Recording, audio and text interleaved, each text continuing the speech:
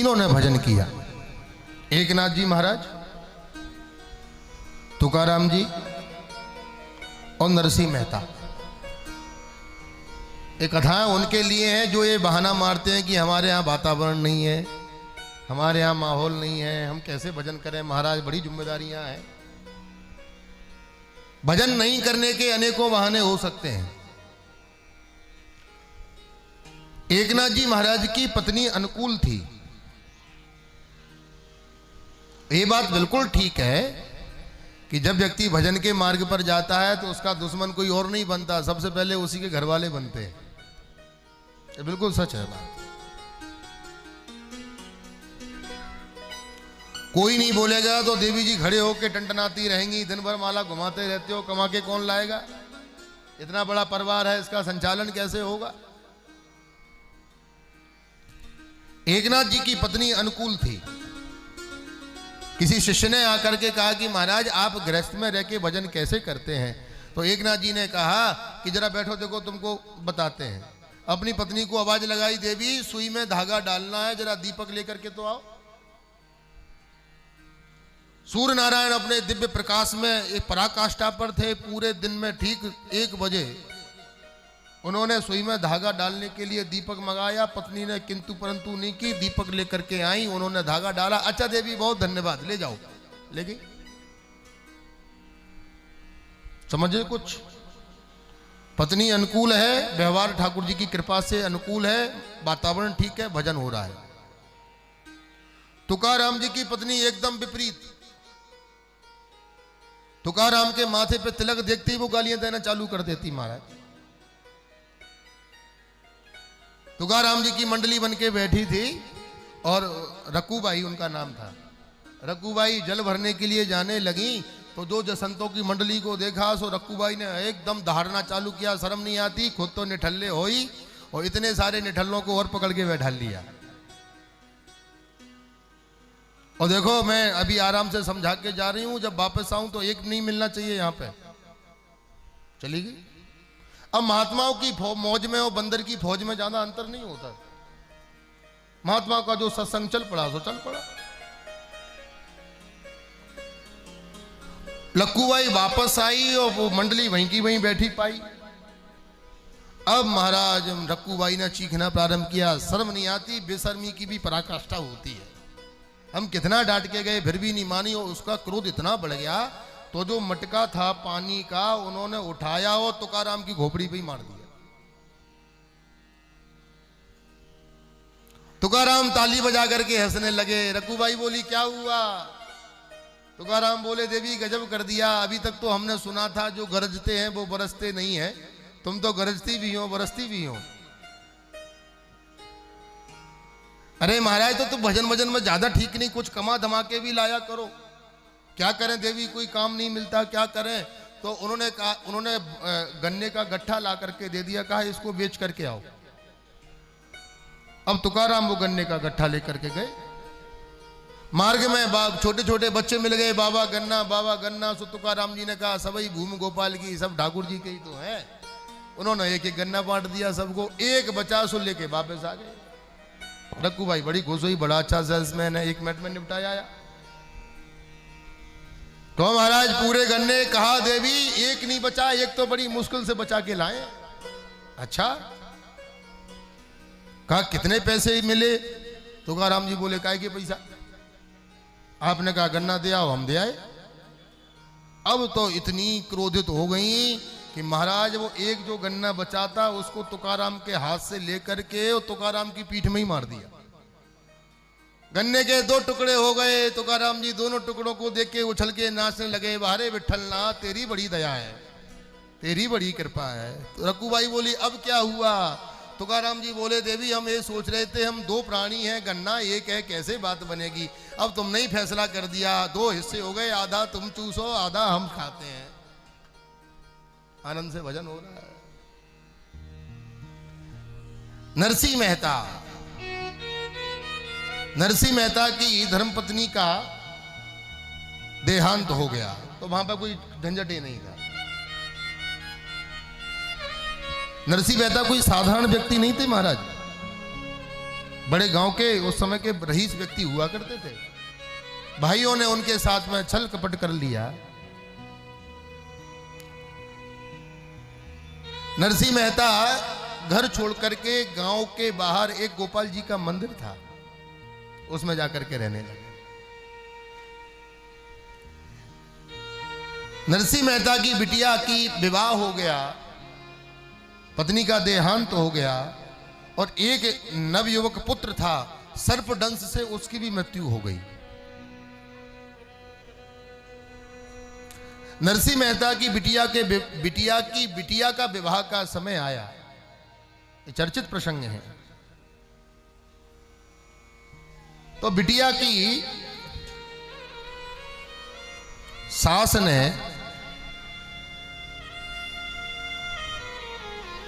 बड़ा एक लंबा चौड़ा मांग पत्र, जिसको कहते हैं भात भरने के लिए, बड़ी लंबी चौड़ी चिट्ठी बनाई।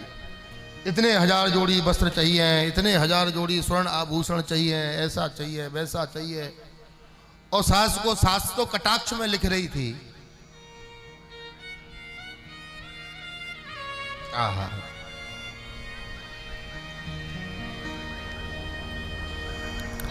सास तो कटाक्ष में लिख रही थी। तो लिखने वाले ने कहा, अच्छा दादी और भी कुछ लिखना है क्या? तो उस बुढ़ी अम्मा ने बोली, लिख दो इसमें पत्थर और ले आए जा करके। और नाई को ले जा करके वो पकड़ा दिया, कहा दे आओ। नाई ले करके आ गया। नरसिंह जी के गांव में आकर के बोला कि कोई यहां पर नरसिंह सेठ जी रहते हैं? तो किसी ने बता दिया कि वहां चले जाओ, गोपाल जी के मंदिर में रहते हैं। आ गए वहां पे, आपकी बिटिया का विवाह है। अच्छा, बड़ी कृपा है। एक पत्र आया है वहां से। अरे वाह वाह वाह वाह। वो पत्र लेकर के नरसिंह जी ने बिना पढ़े गोपाल जी के सामने रख दिया कि आप जानो और आपका काम जाने। नरसिंह जी ने कहा कि भैया तुमको भ्रम हो गया है, अब हम कोई सेठ नरसिंह नहीं है। अब वो जो नाई थे वो बैठे आराम से। नरसिंह जी ने मन में सोचा कोई अतिथि आया है दरवाजे पर, तो भाई भूखे पेट तो नहीं जाना चाहिए। दौड़े दौड़े गए कि कहीं से एक बथुआ उखाड़ करके लाए, कहीं से नमक लिया और कहीं से पात्र लेकर के उस बथुआ को गर्म करने लगे। और गालियां दे रहे पर भगवान को कि गजब कर देते हो, जब आपको पता है हमारे पास कुछ नहीं है तो ऐसे महापुरुषों को क्यों भेज देते हो? अब हमको कितनी विडंबना करनी पड़ रही है। कोई अतिथि भूखा जाएगा, कोई आगंतुक भूखा जाएगा तो बड़ा भारी अपराध होता है। नरसिंह रोते जाएं, गोपाल को उल्हाना देते जाएं। उधर ठाकुर जी ने रुक्मणी जी से कहा कि देवी बढ़िया भोजन तैयार करो, देवी बढ़िया भोजन तैयार करो। क्या हुआ? कहा मेरे भक्त के यहां पर अतिथि आया है। भगवान रुक्मणी, अब रुक्मणी अम्मा जिसका प्रसाद तैयार करे महाराज, अलौकिक प्रसाद तैयार हुआ। सोने चांदी के पात्रों में भोजन परोस करके लेकर के आए और नरसिंह जी का रूप बना करके आकर के ठाकुर जी ने नाई को भोजन कराया और कहा कि सरकार ये बर्तन भी ले जाओ, ये आप ही के हैं। किसी को नहीं पता क्या हुआ। नरसिंह जी वापस आए तो नाई नहीं मिला तो और रोने लगे, हे बिहारी जी, हे ठाकुर जी, आपने तो आज बहुत ही बेइज्जती, बहुत ही कष्ट दे दिया। एक आगंतुक मेरे यहां से भूखा चला गया। पास में एक सूरदासों का आश्रम था, उसमें 16 सूरदास थे। उन्होंने कहा कि मेरी बिटिया के यहां से पत्र आया है। तो सब सूरदास बोले कि चलना चाहिए, बिटिया के यहां का मामला है, जाना चाहिए। कहा महाराज हम भी चलेंगे। नरसिंह जी बोले तुम भी चलो। काय से चलोगे? नरसिंह जी ने सर्वत्र याचना की, किसी धनाढ्य के पास गए, उसने टूटी गाड़ी और 2 बूढ़े बैल पकड़ा दिए। काय से चलेंगे? हाँ, गाड़ी चल रही है, नरसिंह जी चल रहे हैं, 16 सूरदास बैठे हैं दिगंबर अवस्था में, कीर्तन गाते जा रहे हैं। अब बूढ़े बैल बेचारे चलते चलते चलते थक गए। एक जगह गाड़ी के अंजर पंजर घुल गए। अब घनघोर जंगल में 16 सूरदास और नरसिंह बाबा मन में आंखें बंद करके नेत्र ध्यान लगा रहे थे कि बिहारी जी इससे बढ़िया तो आप वहीं प्रेरणा दे देते, हम आते ही नहीं। अब आपने जंगल में फंसा दिए।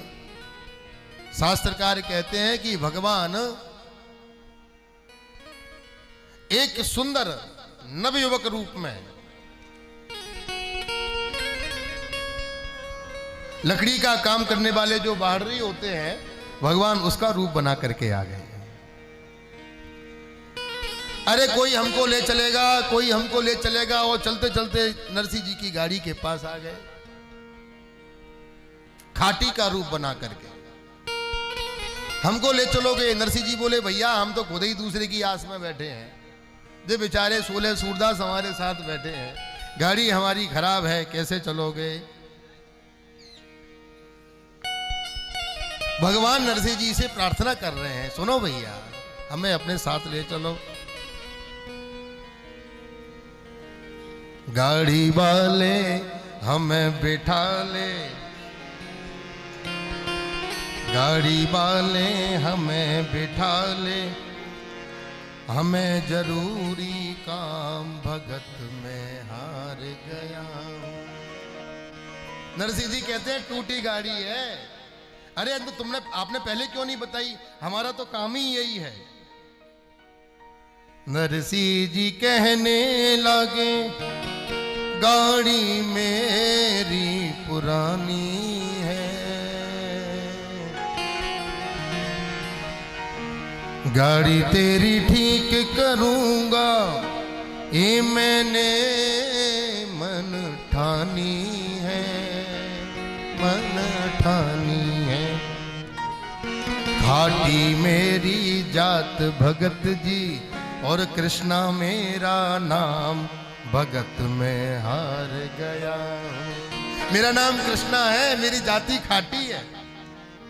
गाड़ी लगे सुधारने, हाथ में लेके आरी,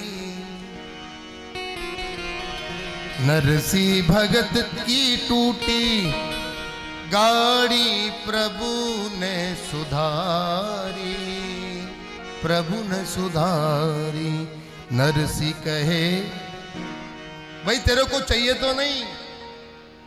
तो वो ठाकुर जी बने खाटी, बोले कि हम आपका क्या है, जो हो सो दे दो हमें।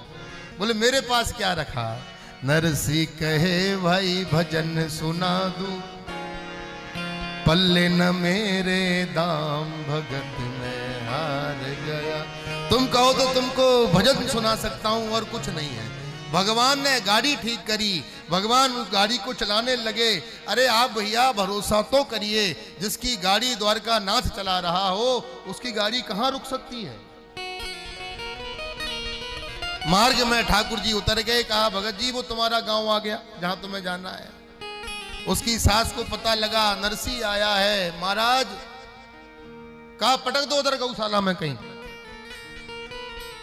खुद भी आया है और 16 भिखारी और ले आया, तो गौशाला में नरसिंह जी का आवास कर दिया।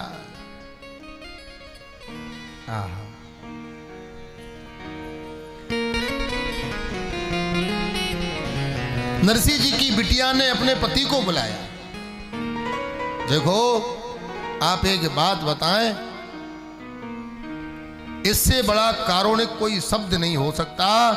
बिटिया के आप किसी भी संबंधी के बारे में कुछ भी बोल देना, उसको बहुत फर्क नहीं पड़ेगा, लेकिन उसके पिता के बारे में यदि कुछ बोल दिया तो महाराज फूट फूट के रोने लगती है। नरसिंह की बिटिया अपने पति के चरणों में हाथ जोड़ करके बोली कि मेरे पिताजी को कुछ मत बोलना। उसको बेचारी को आज तक यही नहीं पता कि मेरी मां समाप्त हो गई, मेरा जवान भाई खत्म हो गया। सूचना आई भी तो किसी ने बताया नहीं उसको।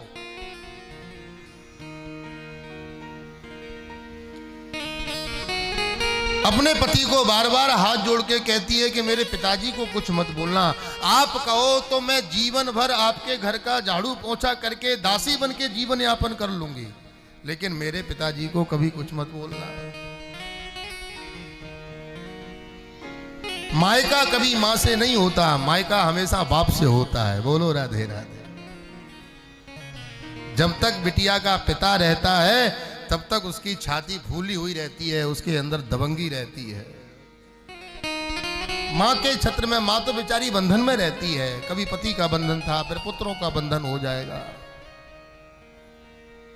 जिस दिन मायके उसके पिता का देहावसान हो जाता है, वह बिटिया हमेशा के लिए अंदर से टूट जाती है।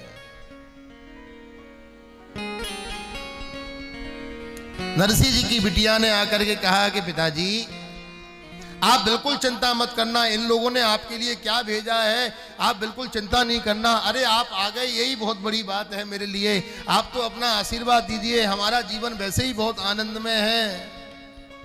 अच्छा पिताजी, माताजी कैसी हैं?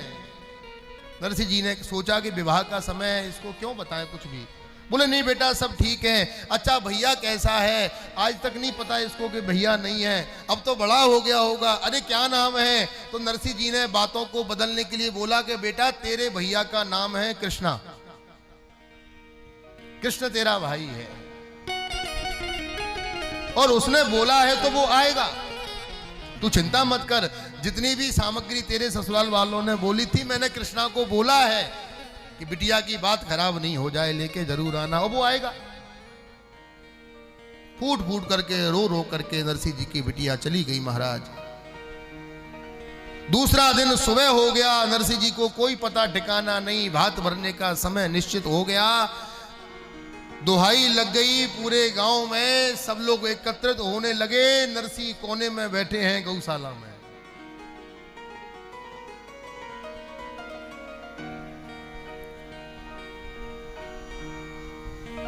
हे प्रभु, हम तो आपको निवेदन करके आए थे। देखो मेरी बात होती तो कुछ और होता, मेरी बिटिया की बात है।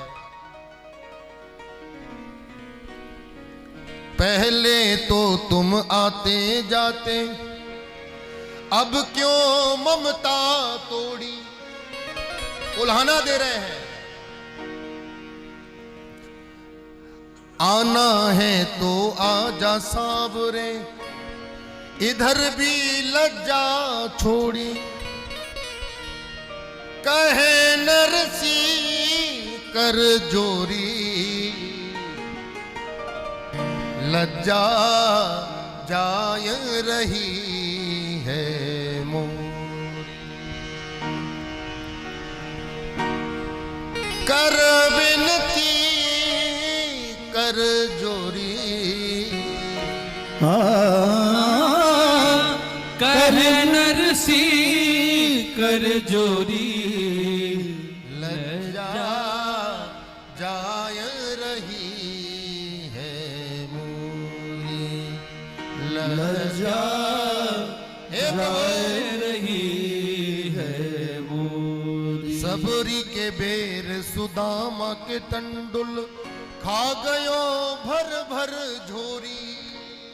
सबरी के बेर सुदामा के तंडुल, खाए गयो भर भर झोरी। उनके पास तो तू तुरंत चला जाता था। अरे मेरे ही एक कछु चाटन कुनाई, तेरी जीभ चटोरी। मेरे ही एक चाटन को नाही, तेरी जीभ चटोरी। कहे नरसिंह कर जोरी, कहे नरसिंह कर जोरी।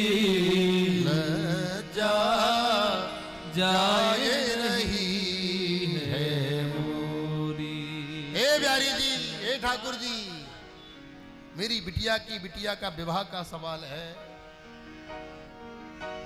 कहीं कलंकित मत कर देना। और नरसिंह जी ने इतनी खरी खोटी ठाकुर जी को सुनाई। भिलनी काई तारी बुआ लागे, यारो जूठन खायो। सैन भगत थारो ससुरो लागे, जिन कुटी चरण दबायो।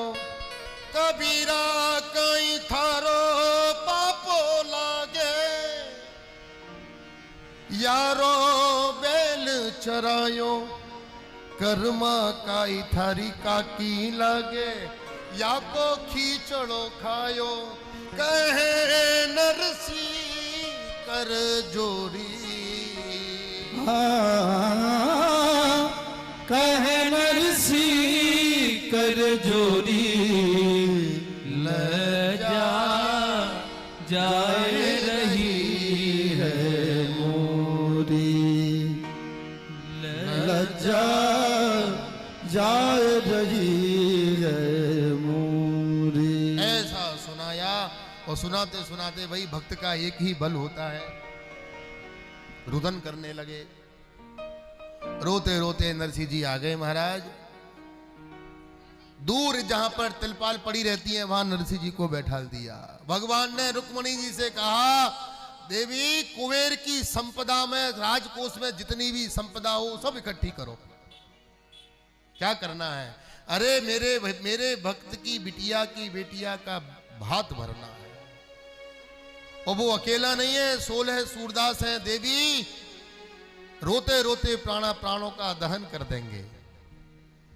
रुक्मणी जी ने कहा कि महाराज हम भी चलेंगे आपके साथ। तुम क्या करोगी? रुक्मणी जी बोली, भात का सब कुछ काम लक्ष्मी का भी होता है, सब काम तुम अकेले ही थोड़ी कर दोगे, हम भी चलेंगे। भगवान द्वारकेश सुंदर राजकुमार का रूप बन के बना करके आए। भगवती रुक्मणी अम्बा साथ में आई और जब रथ आया तो सबके होश उड़ गए। वर्णन ऐसा आता है कि जितनी चिट्ठी उनकी दादी माँ ने लिख करके भेजी थी उसका 20-20 गुना ज्यादा सामग्री गोविंद समर्पित कर दी। और अंत में जो लिखा था ना कि पत्थर ले आना, तो महाराज सोने और चांदी के पत्थर गिरने लगे। बोलो राधे राधे। वो स्थिति निर्मित हो गई। नरसिंह की हुंडी जगत में प्रसिद्ध हो गई। कहने का अभिप्राय मेरा यह है, जो तू आवे एक पग मैं आऊं पग 60, जो तू कर रो काठ 100 तो मैं लोहे की लाठ। आप एक कदम तो आओ, ठाकुर जी आपकी सहायक बन जाएंगे। भगवान की कथा उधार खाता नहीं है, यहां नगद नारायण का सौदा है। आप कोई और पुण्य करोगे, कोई और सत्कर्म करोगे, उसका फल आपको कम मिलेगा, कोई पता नहीं, लेकिन कथा तो नगद नारायण है। यहां आप बैठे नहीं कि आपको तुरंत फायदा होना प्रारंभ हो गया। जानकी जी जब अशोक वाटिका में बैठी थी अशोक वृक्ष के नीचे, तो कभी तजटा सांत्वना देती है, कभी अन्य राक्षसियां उनको सताती हैं, कभी रावण कुछ बोलता है। अहरनिश श्री किशोरी जी रोते रहती थी। तब हनुमान जी तरपल्लम में रहा लुकाई, करूं विचार करो का भाई। तो क्या करना चाहिए? तो रामचरित गुण वर्णन लागा, सुनत ही सीता कर दुख भागा। जैसे ही राम जी का चरित्र गुणगान किया, कथा गाई, एक क्षण में जानकी जी का पूरा शोक समाप्त हो गया।